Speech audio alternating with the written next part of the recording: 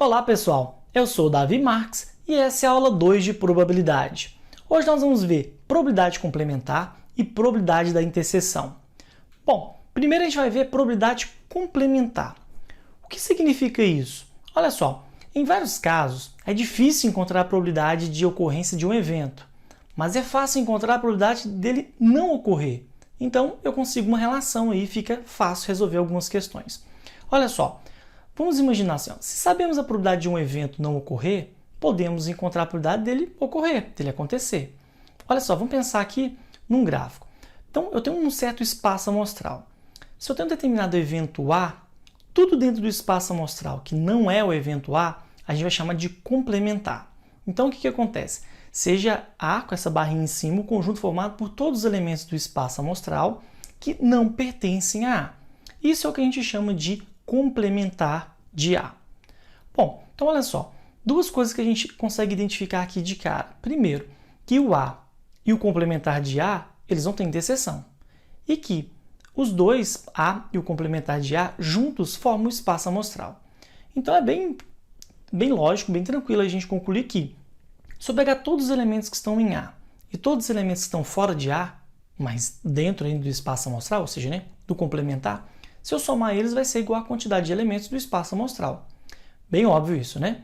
Bom, o que acontece agora? Se a gente dividir essa equaçãozinha tudo por n de ômega, ou seja, pelo número de elementos do espaço amostral, a gente vai ter aquela igualdade ali, que basicamente é a definição de probabilidade. Então a gente pode reescrever dessa forma. Então eu tenho que a probabilidade de ocorrer um evento A, mais a probabilidade de não ocorrer o evento A dá 1. Ou, se você preferir, você pode colocar também, em vez de 1, 100%. Bom, então olha só, se você isolar ali a probabilidade de ocorrer um evento A, você vai concluir que a probabilidade de um evento A ocorrer vai ser 1 menos a probabilidade dele não ocorrer. Então, se por algum motivo for mais fácil você calcular a probabilidade de um evento não ocorrer, você calcula ele, depois faz 1 menos ele, e aí você encontra a probabilidade desse evento ocorrer. Exemplo 1.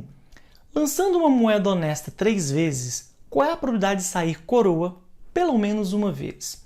Bom, olha só. Vamos representar cara com a letra K e coroa pela letra C.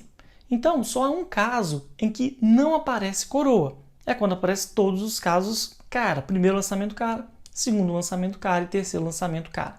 Então, eu sei que o número de situações em que não aparece coroa é 1, só tem um caso.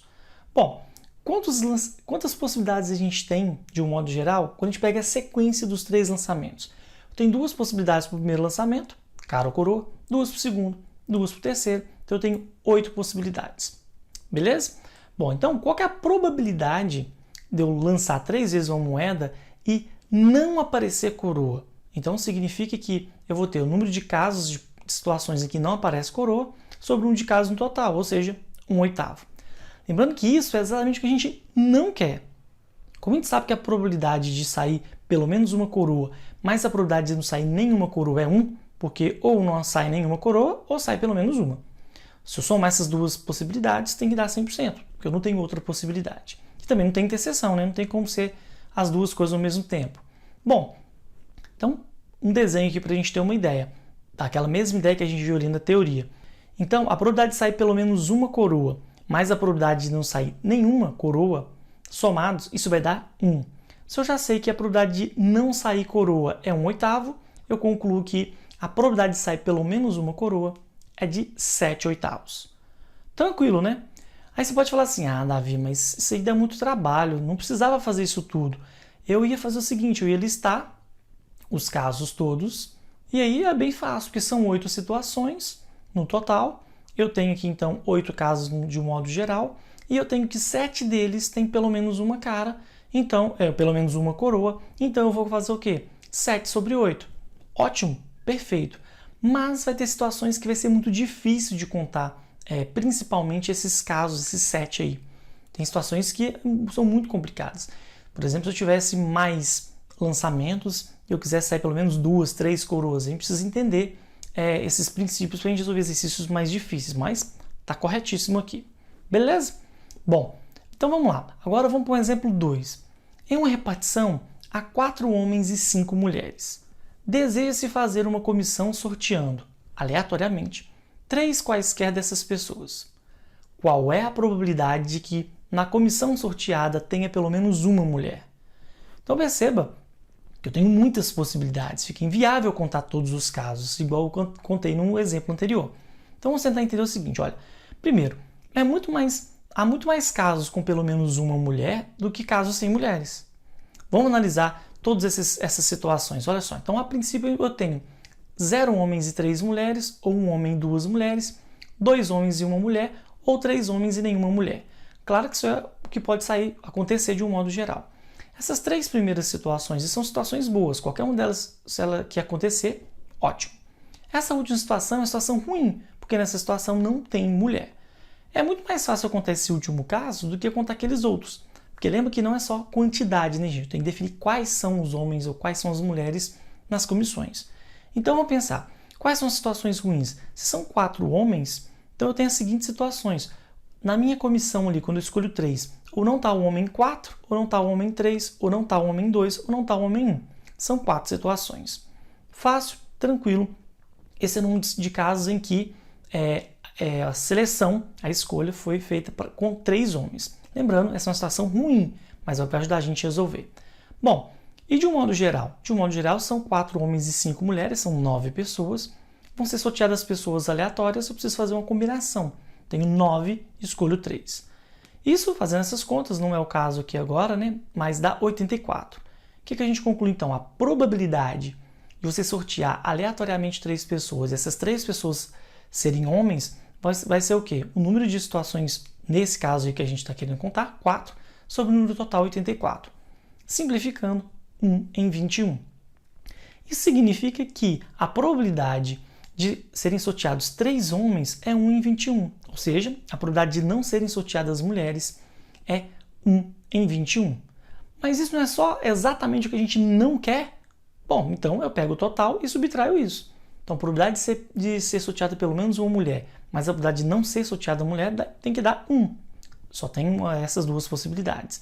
Então, de novo, desenho para ilustrar, para facilitar seu raciocínio. E aí a gente faz o quê? A gente vê então que a probabilidade de ser sorteada pelo menos uma mulher mais 1 sobre 21 tem que dar 1. A gente faz essas contas, só passar 1 sobre 21 subtraindo, e a gente conclui que isso vai dar 20 sobre 21. Uma probabilidade alta, né? Logo, há uma probabilidade de 20 em 21 de que pelo menos uma mulher seja sorteada. Lembrando que para você listar esses 84 casos, daria muito trabalho, né? E os casos bons seriam 80. Fica muito difícil. Por isso que essa ideia resolve bastante e isso cai com uma frequência alta no Enem. É bom ficar ligado. Bom, então é isso. Agora vamos para a probabilidade da interseção. Em algumas situações é necessário calcular a probabilidade de ocorrência simultânea ou sucessivas de mais de um evento. Então olha só, essas ocorrências indicam interseção, né? Mais de um ao mesmo tempo é uma interseção. Há 2 situações que a gente tem que considerar. Uma delas é em eventos independentes e a outra em eventos dependentes. Bom, quando que a gente vai calcular em eventos independentes? A probabilidade de interseção é igual ao produto das probabilidades isoladas. Como assim? Se você quer que duas coisas aconteçam, a probabilidade de que 2 coisas aconteçam, a primeira tem que acontecer e a segunda tem que acontecer. Para isso, eles têm que ser eventos independentes. Um não pode ajudar nem atrapalhar o outro. Ok? Bom, essa é a situação, o caso para 2 conjuntos, né? A e B. Mas a gente poderia ter mais, 3. Mas é a mesma ideia. Se eles são independentes, a probabilidade da interseção é o produto das probabilidades. E por aí vai para 4, 5, a quantidade de conjuntos que você tiver, não tem problema. E eventos dependentes, que a gente não vai ver nessa aula. A gente vai analisar isso na aula de probabilidade condicional. Você vai ver no link aqui embaixo ou no card aqui em cima para você acompanhar. Ok? Bom, vamos lá então. Eventos independentes. Vamos ver exemplos, situações que envolvam isso. Ó. Ao lançar uma moeda e um dado honestos, qual é a probabilidade de se obter coroa no lançamento da moeda e um número ímpar no dado? Bom, então a gente tem 2 coisas que a gente gostaria que ocorresse, né? Eu vou chamar de C, para a gente obter coroa no lançamento da moeda e I, para a gente obter o número ímpar. Então, qual é a probabilidade dessas 2 coisas ocorrerem? É uma interseção. Pensa, eu lançar um dado e lançar uma moeda, um evento não ajuda nem atrapalha o outro, são completamente independentes.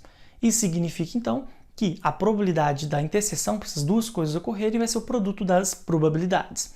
Então, probabilidade de sair uma coroa sai coroa no lançamento da moeda é de 1 em 2. E de sair um número ímpar, são 3 números ímpares em 6. Então basta eu multiplicar, eu vou concluir que isso aqui dá 3 em 12, ou simplificando, 1/4. Logo, a probabilidade de sair cara e um número ímpar é de 1/4. Moleza, né? Mas esses são só exemplos para ajudar a gente a entender. 1/4 é a resposta. Outro exemplo para a gente entender melhor isso aqui, ó. A probabilidade de Ana acertar uma flecha em um determinado alvo é de 2/5. A probabilidade de Breno acertar esse alvo com uma flecha é 1/4. Já Cláudia acerta esse alvo com uma flecha em 35% das suas tentativas. Sabe-se que essas probabilidades são independentes, o que deixou claro, né? Se cada um deles atirar uma flecha, qual é a probabilidade dos 3 acertarem um alvo? Bom, então o que está acontecendo aqui? Eu tenho 3 lançamentos, Ana, Breno e Cláudia. Então vou representar Ana por A, Breno por B e o C vai representar Cláudia. Então, se eu gostaria que as 3 coisas ocorressem e eles são independentes, para ocorrer a interseção dessas 3 coisas eu tenho que fazer o quê? Multiplicar as probabilidades isoladas, separadas. Então o que eu faço? 2/5 vezes 1/4 vezes 35%. Deixei tudo em fração para facilitar. Isso vai dar 70 sobre 2.000, ou seja, 7 sobre 200. Tranquilo, não é? Então é isso. A resposta é a probabilidade dos 3 acertarem um alvo é de 7 em 200. Bom, outro exemplo. Uma loja, esse já é do Enem, gente. Enem de 2013. Uma loja acompanhou o número de compradores de 2 produtos, A e B, durante os meses de janeiro, fevereiro e março de 2012. Com isso, obtemos este gráfico. Bom, então a gente tem um gráfico que representa a situação. Então você tem o número de compradores em janeiro, fevereiro e março, e aí a gente tem os produtos A e B. Bom, a loja sorteará um brinde entre os compradores do produto A e outro brinde entre os compradores do produto B. Qual a probabilidade de que os 2 sorteados tenham feito suas compras em fevereiro de 2012? Bom, então as 2 situações devem ser em fevereiro. Então vamos pensar aqui, ó. Essas são as alternativas.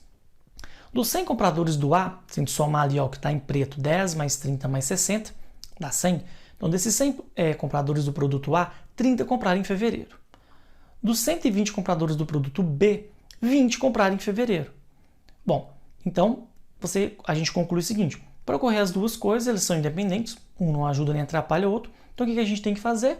A gente tem que multiplicar as probabilidades. A probabilidade de ser fevereiro no produto A vai ser 30 em 100. E de ser fevereiro no produto B vai ser 20 em 120. Se você simplificar e multiplicar, você vai chegar à conclusão que dá 1 em 20. Essa é a probabilidade pedida, então a gente tem que a resposta é a letra A. Beleza, não é? Bom, agora é o seguinte, tem exercícios, gente, que tem as 2 coisas, tanto complementar quanto interseção, por isso até que essa aula é junto. Então olha só, esses casos, na mesma questão, a gente vai ter que analisar as 2 coisas, às vezes mais de uma vez, a gente tem que tomar muito cuidado. Então vocês vão entender melhor como é que funciona a partir de exemplos. Bom, a gente tem aqui o exemplo 6 do Enem de 2015. Em uma escola, a probabilidade de um aluno compreender e falar inglês é de 30%. 3 alunos dessa escola, que estão em fase final de seleção de intercâmbio, aguardam em uma sala, serem chamados para a entrevista. Mas, ao invés de chamá-los um a um, o entrevistador entra na sala e faz oralmente uma pergunta em inglês que pode ser respondida por qualquer um dos 3 alunos. A probabilidade de o entrevistador ser entendido e ter sua resposta oralmente respondida em inglês é?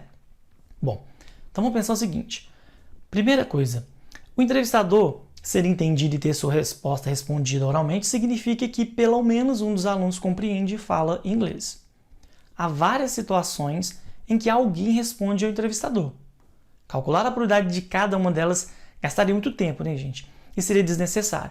Pensa isso, pode ter só o primeiro respondendo, ou só o segundo, ou só o terceiro, ou só o primeiro e o segundo, ou só o primeiro e o terceiro, ou só o segundo e o terceiro, ou os 3.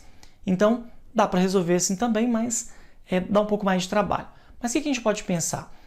Há apenas uma maneira do entrevistador não ter a sua pergunta entendida e respondida. Que maneira que é essa? É quando ninguém responde, não é? O que significa ninguém responde? Cada um dos 3 não responde. Então, olha, para ninguém responder, CNR significa ninguém responde, significa que o primeiro não responde, o segundo não responde e o terceiro não responde. Ou seja, eu quero saber a probabilidade de ocorrer interseção tripla, de o primeiro não responder, o segundo não responder e o terceiro não responder. Bom, cada pessoa ela é independente para responder ou não a pergunta que é feita a ela. Então, significa que essa é uma ideia de probabilidade de eventos independentes. Então, como é que eu calculo isso? Eu tenho que multiplicar as probabilidades separadas. Agora, eu precisava saber a probabilidade do primeiro não saber, do segundo não saber, do terceiro não saber. Foi falado no enunciado, a probabilidade de cada um dos candidatos responder a pergunta em inglês é de 30%. Bom, naturalmente, eu já estou usando aqui a ideia de complementar. Se a probabilidade de 30% é dele responder, significa que os outros 70% é a probabilidade dele não responder. Então, há uma probabilidade de 70% de um candidato qualquer, aleatoriamente, não responder essa pergunta. Bom, isso vale para todos, né? Então, o que eu tenho que fazer aqui? Eu simplesmente tenho que pensar, a probabilidade do primeiro não saber 70%, a probabilidade do segundo não saber 70%, a probabilidade do terceiro não saber 70%. Fazendo essas multiplicações em decimal ou você pode fazer em fração também, é mais simples, a gente vai concluir que dá esse número, 0,343. Ou seja, dá 34,3%. O que é isso aqui? O que a gente acabou de encontrar? É a probabilidade de ninguém responder a pergunta. 34,3%. Beleza? Mas lembrando que isso é exatamente o que a gente não quer. É a única coisa que a gente não quer. É a probabilidade em que ninguém responde. Todas as outras situações em que alguém responde são situações boas, todas elas. Então, vamos lá. Como há apenas duas possibilidades, ou alguém responde ou ninguém responde, a gente tem que a soma dessas probabilidades tem que dar 100%. Ou 1, né? Então é o seguinte, eu já sei que a probabilidade de ninguém responder é 34,3%, então eu encontro aqui o quê? A probabilidade de alguém responder, que é só fazer a diferença, no caso aqui, 65,7%. Ou seja, a probabilidade de pelo menos uma pessoa responder, a pergunta feita em inglês, é de 65,7%. Tranquilo, não é? Então é uma questão que teve muitos erros, muita gente teve dificuldade, mas é um raciocínio recorrente. Olha só, outra questão envolvendo isso, a questão de 2019. O dono de um restaurante situado às margens de uma rodovia percebeu que, ao colocar uma placa de propaganda de seu restaurante ao longo da rodovia, as vendas aumentaram. Pesquisou junto aos seus clientes e concluiu que a probabilidade de um motorista perceber uma placa de anúncio é de meio.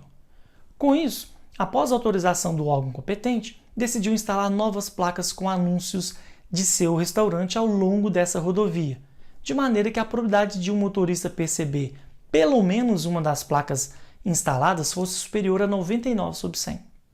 Bom, a quantidade mínima de novas placas de propaganda a serem instaladas é... Bom, vamos lá, vamos pensar o seguinte. Qual é a probabilidade de alguém ver uma placa? Meio. Então, qual é a probabilidade da pessoa não ver essa placa? Meio. Nesse caso aqui, ficou valores iguais, mas o importante é essa probabilidade de baixo, de não ver a placa. Bom, a gente já usou aí a ideia de complementar.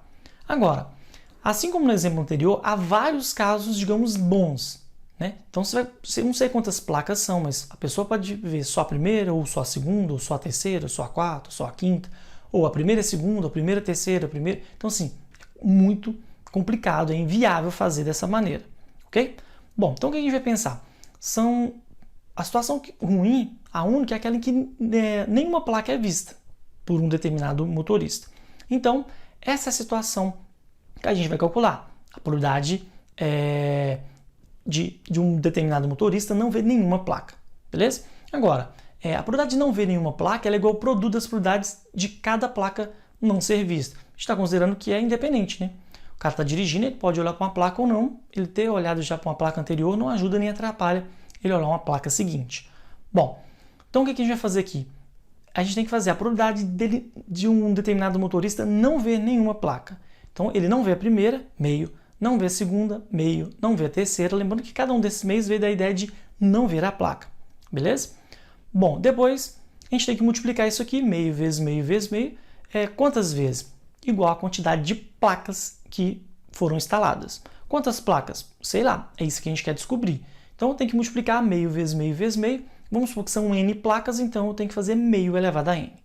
Isso é a mesma coisa que 1 elevado a n sobre 2 elevado a n. Ou 1 sobre 2 elevado a n. Então, vamos organizar isso aqui. Ó. a probabilidade de um determinado motorista não ver nenhuma placa é 1 sobre 2 elevado a n. Essa é uma informação importante para a gente vai trabalhar com ela. Agora, olha só. O que vai acontecer aqui? Ó? Se a probabilidade de um motorista ver pelo menos uma das placas deve ser superior a 99 sobre 100, significa então que a probabilidade dele não ver nenhuma das placas tem que ser menor que 1 sobre 100. Né? Se fosse exatamente a probabilidade dele ver pelo menos uma, se fosse 99 sobre 100, o restante, 1 sobre 100, é a probabilidade de não ver.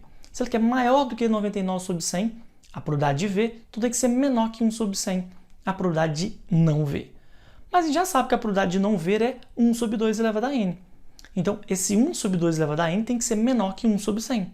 Então, agora o nosso problema todo está resolvido aqui. Depois que a gente resolver isso aqui, acabou o problema. Bom, você pode multiplicar cruzado, nesse caso, todos os termos são positivos, então aí é tranquilo. Então, a gente conclui o seguinte, que 2 elevado a n tem que ser maior que 100. Se eu vou testando n igual a 1, n igual a 2, n igual a 3, você vai descobrir que n igual a 6, 2 elevado a 6 é 64, e n igual a 7, 2 elevado a 7 é 128. Ou seja, o n tem que ser pelo menos 7, n tem que ser maior ou igual a 7. Mas a pergunta é a quantidade mínima de novas placas. Tem que tomar cuidado, né? Ainda bem que aqui não tem como resposta o 7. Ele quer saber novas placas. Lembra que inicialmente já tinha colocado uma placa? Então você precisa de pelo menos 7 e tem que colocar, são necessárias pelo menos outras 6 placas. Foi mais ou menos uma pegadinha, né? Se tivesse alternativa ali com 7, seria sim uma pegadinha. Bom, então é isso, gente. Esse é um raciocínio que tem caído muito no Enem, então é importante você entender. Caso você não tenha acompanhado alguma dúvida, volta o vídeo, assiste de novo, assiste com calma. Qualquer dúvida, coloque um comentário aqui embaixo que eu ajudo você. Bom, além disso, dê um like se você gostou do vídeo, se inscreva no canal se você ainda não está inscrito, para você acompanhar todas as aulas. Na próxima aula a gente vai ver probabilidade condicional, para complementar essa aula, ok? Bom, então eu espero vocês na próxima aula. Um abraço!